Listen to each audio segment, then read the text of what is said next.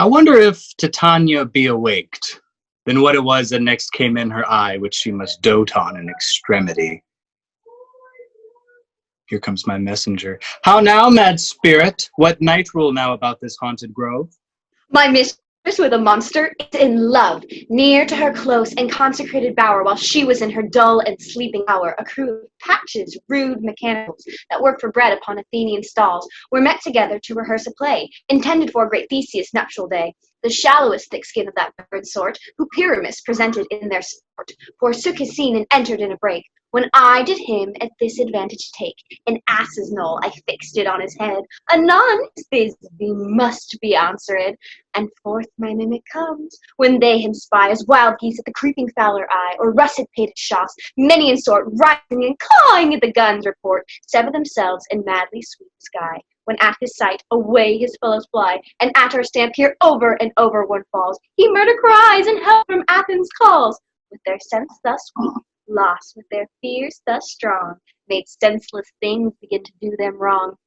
For briars and thorns their apparel snatch, some sleeves, some hats from yielders, all things catch. I led them on in this distracted fear, and left Pyramus translated there. When in that moment so it came to pass, Titania wake straightway and loved an ass! This falls out better than I could devise.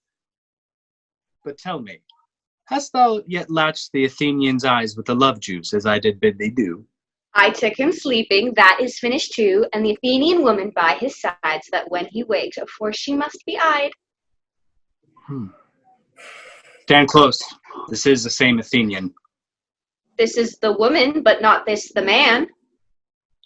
Oh, why you rebuke you him that loves you so? Lay breath so bitter on a bitter foe.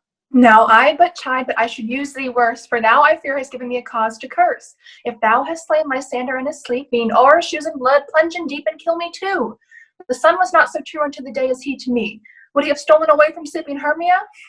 I'll believe as soon as this whole earth may be bored, and the moon may through the center creep, and so displease his brother's noontide with Antipodes. It cannot be but thou hast murdered him. So should a murderer look, so dead, so grim. So should the murdered look, and so should I, pierced through the heart with your stern cruelty. Yet you, the murderer, look as bright, as clear, as yonder Venus in her glimmering sphere. What's this to my Lysander? Where is he? Good Demetrius, wilt thou give him me?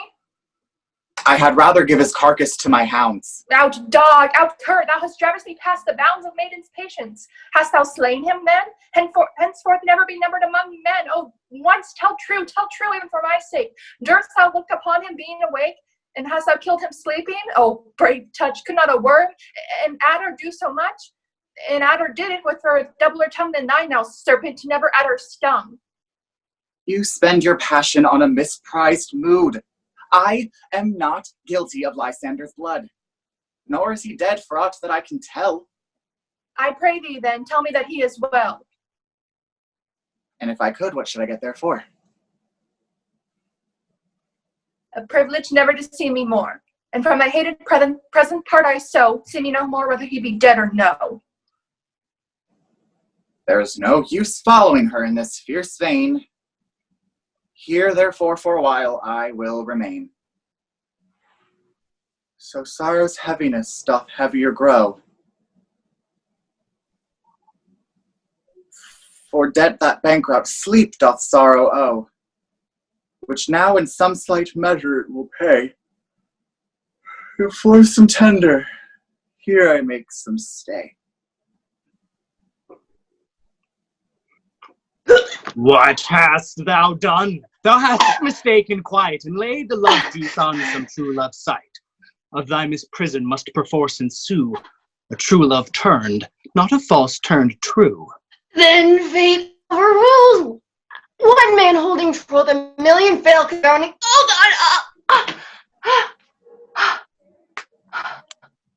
About the wood go swifter than the wind, and look, Helena of Athens, and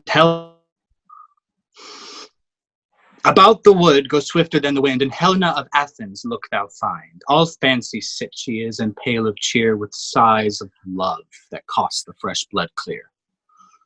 By some illusion, see thou bring her here, or charm his eyes against she do appear. I go. I go, look how I go, swifter than the arrow of the Tartar's bow. Flower of this purple dye, hit with Cupid's archery, when his love doth espy, let her shine as gloriously as the Venus of the sky. When thou wakest, if she be by, beg of her for remedy. Captain of our fairy band, Helena is here at hand, and the youth took by me, pleading for a lover's fee. Shall we their fun pageant see? Lord, what fools these mortals be! Stand aside. The noise they make will cause Demetrius to awake. Then will two at once woo one? That must need be sport alone, and those things do best please me that befall preposterously. Why should you think that I should woo in scorn? Scorn and derision never come in tears. Look, when I vow, I weep, and vow so born. In their nativity, all truth appears. How can these things in me seem scorn to you, bearing the badge of faith to prove them true? You did advance your cunning more and more. When truth kills truth, O devilish holy fray, these vows are Hermia's. Will you give her o'er? Weigh oath with I oath had no and judgment. nothing weigh. I had Her no vows judgment when to her I swore. Nor none in my mind, now you give her o'er. Demetrius loves her, and he loves not you. Oh, Helen, goddess, nymph, perfect, divine. To what, my love, shall I compare thine eyne? Crystal is muddy. Oh, how ripened show thy lips, those kissing cherries tempting grow. That pure congealed white, high Taurus snow, fanned with the eastern wind, turned to a crow when thou hold'st up thy hand. Oh, let me kiss this princess of pure white, this seal of bliss. Oh, spite! Oh, hell! I see you are all bent to set against me for your merriment. If you were civil and knew courtesy, you would not do me thus much injury. Can you not hate me, as I know you do, but you must join in soul to mock me too? If you were men, as men you are in show, you would not use a gentle lady so, to bow and swear and super praise my parts when I am sure you hate me with your hearts. You are rivals and love Hermia, and now both rivals to mock Helena? A trim exploit, a manly enterprise, conjure up in a poor maid's eyes with your delusion. None of noble soul would so offend and extort a poor soul's payments, all to make you sport. You are unkind, Demetrius. Be not so, for you love Hermia. This you know, I know. And here, with all goodwill and all my heart, in Hermia's love, I yield you up my part. And yours of Helena to me bequeath, whom I do love and will do till my death. Never did mockers waste more idle breath. Lysander, keep thy Hermia, I will none. If e'er I loved her, all that love is gone. My love to her is as guest-wise sojourned. And now, to Helen, it is home returned. There Helen, to it is not remain. so. Disparage not the faith that doth not know, lest to thy peril thou abide it dear.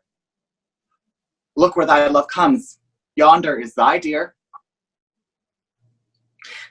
Dark night from that eye his function takes, the ear more quick of apprehension makes, wherein it doth compare the seeing sense, it pays the hearing double recompense. Thou art not by mine eye, Lysander found, mine ear, I think, it brought me to thy sound. But why unkindly did thou leave me so? Why should he stay whom love doth press to go? What love could press Lysander from my side?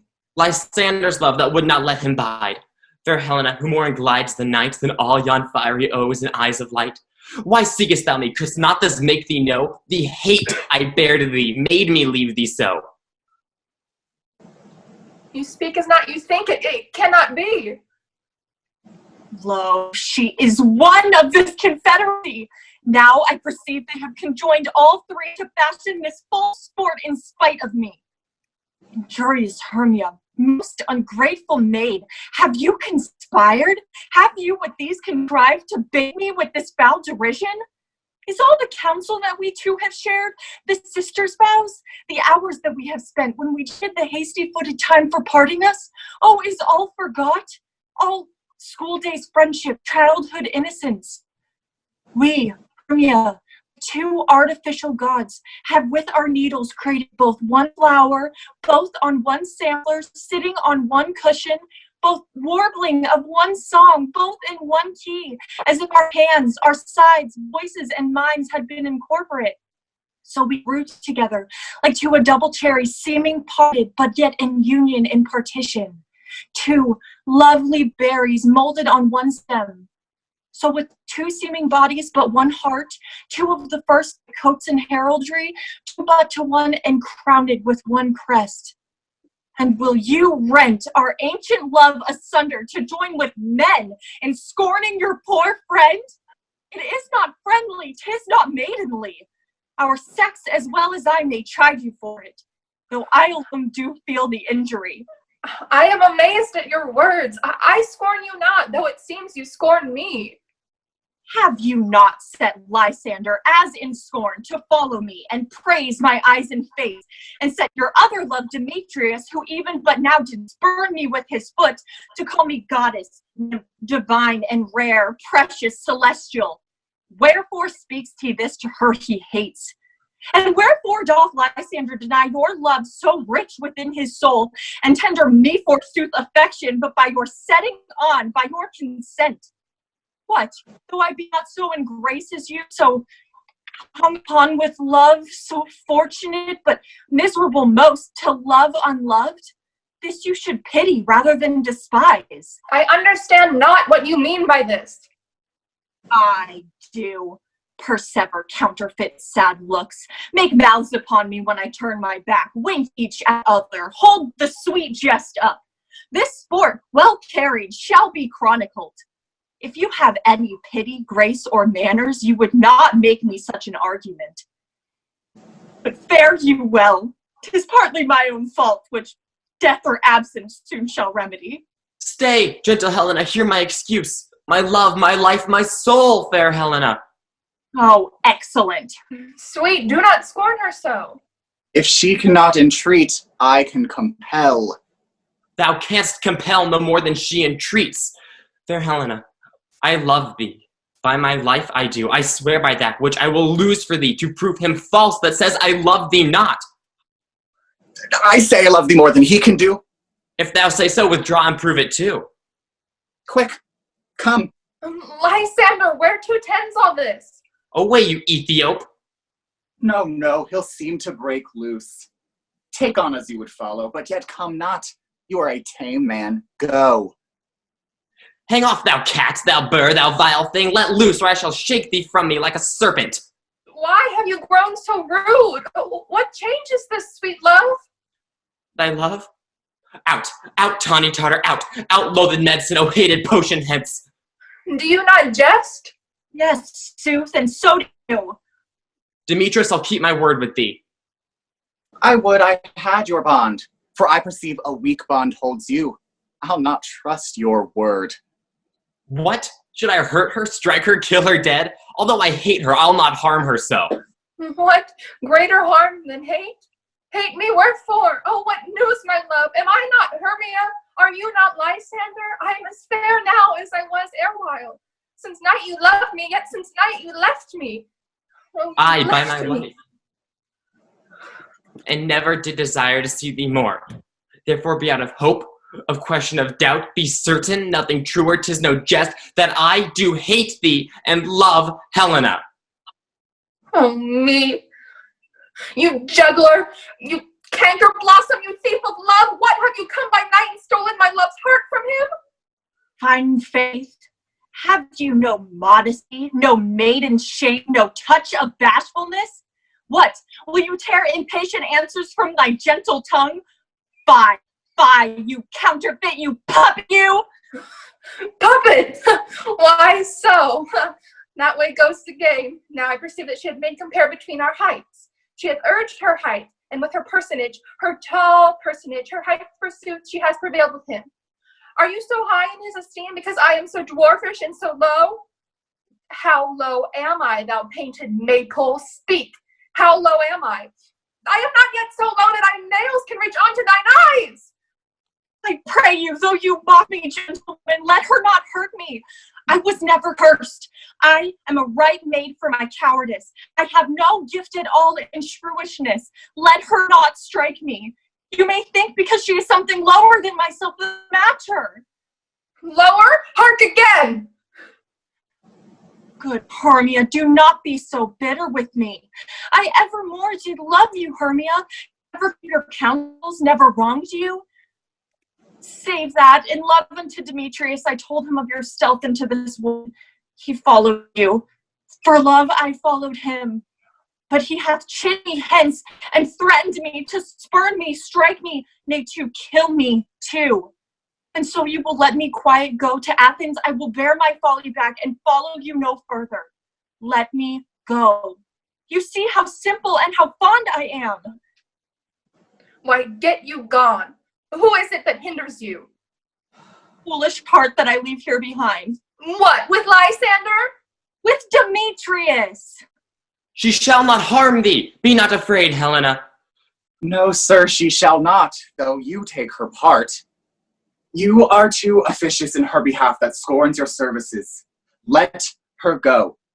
Speak not of Helena, take not her part, for if thou dost show ever so little show of love to her, thou shalt abide it. Now she holds me not. Now follow if thou darest to try whose right of thine or mine is most in Helena. Follow? Nay, I'll go with thee cheek by jowl. You mistress. All this coil is long of you. Nay, go not back. I will not trust you. I no longer stay in your cursed company. Your hands than mine are quicker for a fray. My legs are longer, though, to run away. I am amazed and know not what to say. This is thy negligence. Still thou mistakest, or else committest thy knaveries willfully. Believe me, King of Shadows, I mistook. Did not you tell me I should the man by the Athenian garments he had on? And so far blameless proves my enterprise, for I have anointed an Athenian's eyes. And so far I am so glad it did so sort, for this their jangling I esteem sport. Thou seest these lovers seek a place to fight. I, therefore, Robin, overcast the night. The starry welkin cover thou anon with drooping fog as black as Acheron, and lead these testy rivals so astray as one not come within another's way. Like to Lysander sometime frame thy tongue, and turn Demetrius up with bitter wrong. And sometime rail thou like Demetrius, and from each other look thou lead them thus. Till o'er their brows death counterfeiting sleep, with laden legs and batty wings doth creep. Then crush this herb into Lysander's eye, whose liquor hath this virtuous property, to take from thence all error with his might, and make his eyeballs roll with wonted sight. When they next wake, all this derision shall seem a dream and fruitless vision, and back to Athens shall the lovers wend, with league whose date till death shall never end. Whilst I in this affair do thee employ, I'll to my queen and beg her Indian boy. And then I will her charmed eye release from monsters' view, and all things shall be peace. My fairy lord, this must be done with haste, for next swift dragons the clouds pull fast, and yonder shines Aurora's harbinger, at whose approach ghosts wandering here and there troop home to churchyards, damned spirits all that in crossways and floods have burial, already to their wormy beds have gone, for fear lest day should their shames upon. They willfully themselves exile from light, and must consort for aye with black-browed night. But we are spirits of another sort. I with the morning's love have oft made sport, and like a forester the groves may tread, even till the eastern gate, all fiery red, opening on Neptune with fair blessed dreams, turns into yellow gold his salt green streams.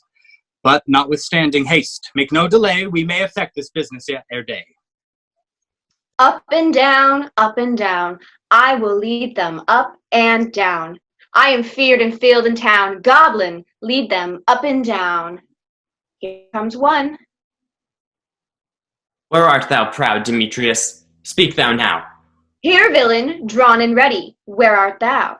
I'll be with thee straight. Follow me then to plainer ground. Lysander, speak again. Thou run away? Thou coward, art thou fled? Speak! In some bush? Where dost thou hide thy head? Thou coward, art thou bragging to the stars, telling the bushes that thou lookest for wars? And wilt not come? Come, recreant, come, thou child, I'll whip thee with a rod. He is defiled that draws a sword on thee. Yea, art thou there? Follow my voice, we'll try no manhood here. He goes before me and still dares me on. When I come where he calls, then he is gone. The villain is much lighter heeled than I. I follow fast, but faster did he fly. That fallen am I, in dark, uneven way. And here will rest me, come thou gentle day. For if but once, show me thy grey light, I'll find Demetrius and revenge the spite. Ho, ho, coward! Why comest thou not? Abide me if thou darest, for well I watch thou runst before me, shifting every place, and darest not stand, nor look me in the face. Where art thou now? Come hither, I am here. Nay, then thou mock'st me. Thou shalt buy this dear, if ever I thy face by daylight see. No, go thy way. Faintness constraineth me to measure out my length on this cold bed. By day's approach, here I'll be visited. Oh, weary night, oh, long and tedious night, abate thy hours. Shine, comforts from the east, that I may back to Athens by daylight, from these that my poor company detest. And sleep, that sometimes but so sorrow's eye, steal me a while from mine own company. Yet but three.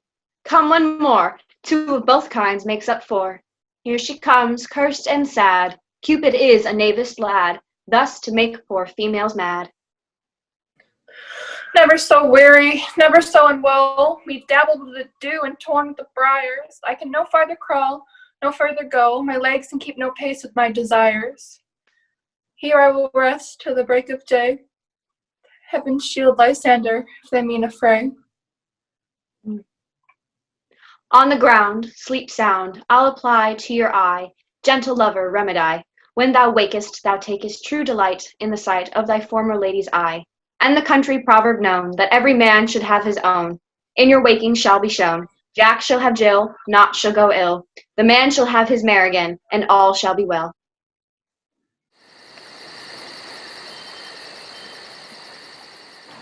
Come, sit thee down upon this flowery bed, while I thy amiable cheeks do coy, and stick musk-rose in thy sleek, smooth head, and kiss thy fair large ears, my gentle joy. Where's Peace Blossom? Ready. Scratch my head, Peace Blossom. Where's Monsieur Cobweb? Ready. Monsieur Cobweb, good Monsieur, get you your weapons in your hand and kill me a red-hipped humblebee on top of a thistle.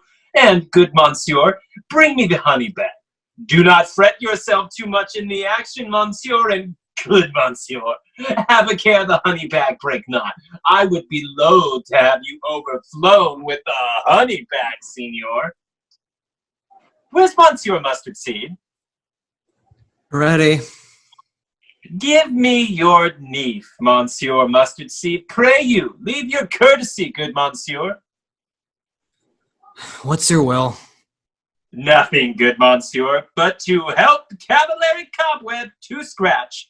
I must to the barber's, Monsieur, for me thinks I am marbles hairy about the face, and I am such a tender ass, if my hair do but tickle me, I must scratch. What, will thou hear some music, my sweet love? I have a reasonable good ear in music. Let's have the tongues and bones. Or say, sweet love, what thou desirest to eat. truly a peck of provender. I could munch your good dry oats. Methinks I have a great desire to a bottle of hay. Good hay. Sweet hay. Hath no fellow. I have a venturous fairy that shall seek these squirrels' hoard and fetch thee new nuts. I'd rather have a handful or two of dried peas, but I pray you, let none of your people stir me. I have an exposition of sleep come upon me. Sleep thou, and I will wind thee in my arms. Fairies be gone, and be always away. Welcome, good Robin. Seest thou this sweet sight? Her dotage now I do begin to pity. For meeting her of late behind the wood, seeking sweet favors for this hateful fool, I did upbraid her and fall out with her.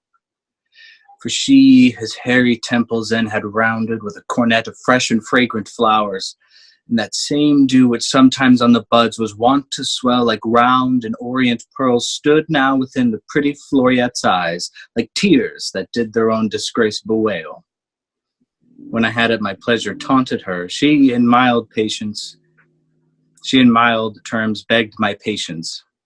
I then did ask of her changeling child, which straight she gave me, and her fairy sent to bear him to my bower in fairyland. And now I have the boy. I will undo this hateful imperfection of her eyes. And, gentle Puck, take off this transformed scalp from the head of this Athenian swain, that he, awaking when the others do, may all to Athens back again repair, and think no more of this night's accidents, but as a fierce vexation of a dream. But first I shall wake the fairy queen. Beest thou wast wont to be, seest thou wast wont to see, Diane's bud over Cupid's flower hath such force and blessed power. Now, my Titania, wake you, my queen. My Oberon, what visions I have seen. Methought I was enamored of an ass. Well, there lies your love. How came these things to pass? Had mine eyes do loathe his visage now. Silence a while. Robin, take off this head. Titania, music call, strike more dead than common sleep. All these 5 the sense. Now when thou wakest, with thine own fool's eyes peep. Fairy king, attend and mark, for I do hear the morning lark. Then, my queen, in silent sad trip we after nightshade. We the globe can compass soon swifter than the wandering moon. Come, my lord, and in our flight tell me how it came this night, that I sleeping here was found with these mortals on the ground. Go, one of you find out the forester, for now our observation is performed, and since we have the wayward of the day, my love shall hear the music of my house. Uncouple in the western valley, let them go. Dispatch, I say, and find the forester. We will, fair queen, up to the mountain's top, and mark the musical confusion of hounds and echo in conjunction. I was with Hercules and Cadmus once, when in the wood of Crete they bayed the bear with hounds of Sparta. Never did I hear such gallant chiding, for besides the groves, the skies, the fountain, every region near seemed one mutual cry. I never heard so musical a discord, such sweet thunder. My hounds are bred out of the Spartan kind, so flewed, so sanded, and their heads are hung with ears that sweep away the morning dew, crook-kneed and dew-lapped like Thessalian bulls, slow in pursuit, but matched in mouth like bells, each under each. A cry more tunable was never hollowed to nor cheered with horn in Crete, in Sparta, nor in Thessaly. Judge when you hear. But soft, what nymphs are these?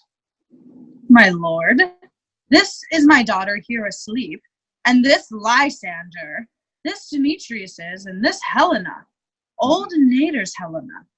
I wonder of their being here together. No doubt they rose up early to observe the rite of May, and hearing our intent, came here in grace of our solemnity. But speak, Aegea, is this not the day that Hermia should give answer of her choice? It is, my lord. Go bid the huntsmen wake them with their horns. Good morrow, friends. Saint Valentine is past. Begin these woods but to couple now. Pardon, my lord. I pray you all, stand up. I know you two are rival enemies. How come this gentle concord in the world, this hatred is so far from jealousy to sleep by hate and fear no enmity? My lord, I shall reply amazedly, half sleeping, half wake, but as yet, I swear, I cannot truly say how I came here. But as I think for truly I would speak, and now I do bethink me so it is, I came with Hermia hither. Our intent was to be gone of Athens, where we might, without the peril of the Athenian law. Enough! Enough! My lord, you have enough. I beg the law upon his head. They would have stolen away. They would, Demetrius, thereby have defeated you and me. Me of my consent and you of your wife. Of my consent that she should be your wife. My lord, fair Helen told me of their stealth, of their purpose hither to this wood, and I in fury hither followed them, fair Helena in fancy following me. But my good lord, I wot not by what power, but by some power it is. My love to Hermia melted as the snow, seems to me now as the remembrance of an idol god, one that in my childhood I did dote upon. And all the faith, the virtue of my heart, the object and pleasure of my eye is only Helena. To her, my lord, was I betrothed ere I saw Hermia. But like a sickness, I did loathe this food. But as in health, come to my natural taste. Now I do wish it, love it, long for it, and will forevermore be true to it. Fair lovers, you are fortunately met.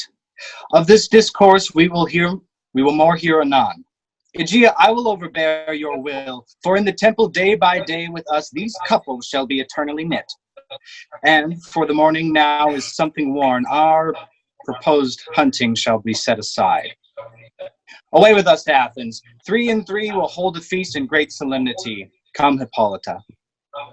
These things seem undistinguishable, like far-off mountains turned into clouds. Methinks I see things with parted eye when everything seems double. So methinks. And I have found Demetrius like a jewel, mine own and not mine own. Are you sure that we are awake? It seems to me that yet we sleep, we dream.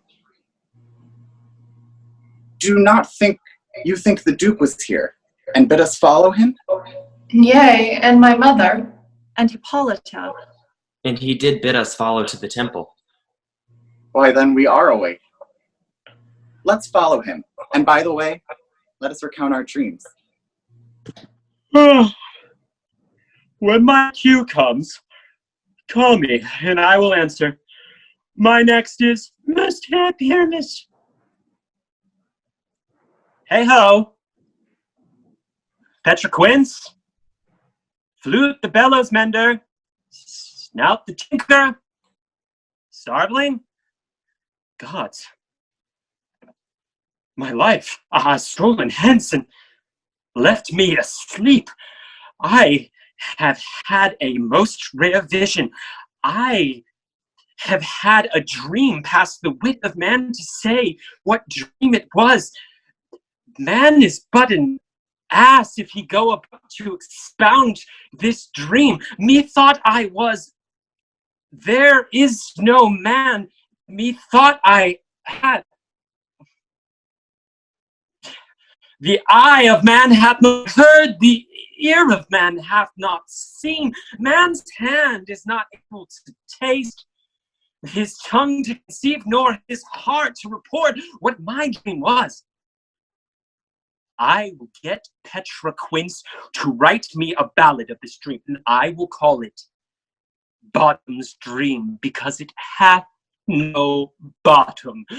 And I will sing it in the latter end of the play before the Duke. Peradventure, I will sing it most graciously before her death.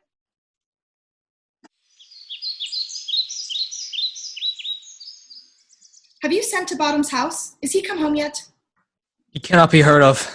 Out of doubt he is transported. If he come not, then the play is marred. it goes not forward, doth it?